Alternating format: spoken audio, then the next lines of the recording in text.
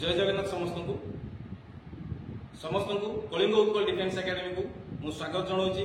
पिला माने जो अपेक्षा एते दिन धरी थिला आज तार अंत घटी। तुम्हें मैंने समस्ते जानिथिबो ओडिशा पुलिस रो ह्यूज वैकेंसी पाखापाखि 1500 रु अधिक पोस्ट जो बाहरी ताहार आवेदन प्रक्रिया आसंता 23 तारिख रु आरंभ हेबाकु जाउछि, जेउठी कि गतकाली 14 तारिख रे ओडिशा पुलिस रो नोटिफिकेशन साइट रे उपलब्ध होईछि। तुमे माने समस्ते जानिछ।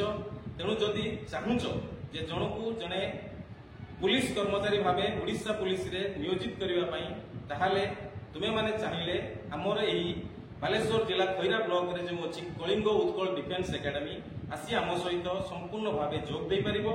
हमर एही जो एकेडमी उभय शारीरिक एवं लिखित पई संपूर्ण मागणा आपण मानकु जुगाई देबो।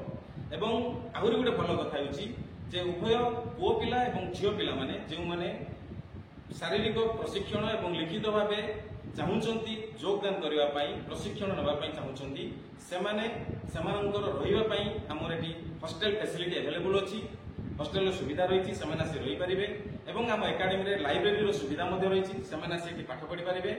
हमर उद्देश्य जे एई जो कलिंग उत्कल डिफेन्स एकेडमी खैरा माटी रे जो गड़ी उठिछि बालेश्वर जिला संपूर्ण भावे मागणारे जो पिला मानकु तालीम देउछि उभय लिखित और शारीरिक रे।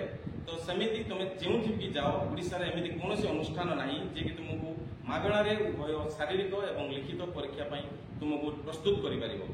तेणु जदि तुमे माने चाहुछ हमर आसंता नवा बैच ऑलरेडी हमर आरपीएफ बैच चालू रहितला।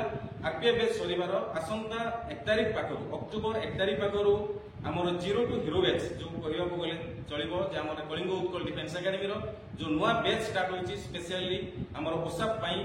तेणु करी तुरंत जदि चाहुछ निजको प्रशिक्षण उभय लिखित एवं शारीरिक रे निजको प्रस्तुत करिया पई ताला से हम एकेडमी सहित जोग देंतु।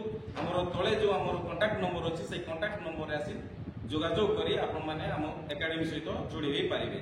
धन्यवाद। जय जगन्नाथ।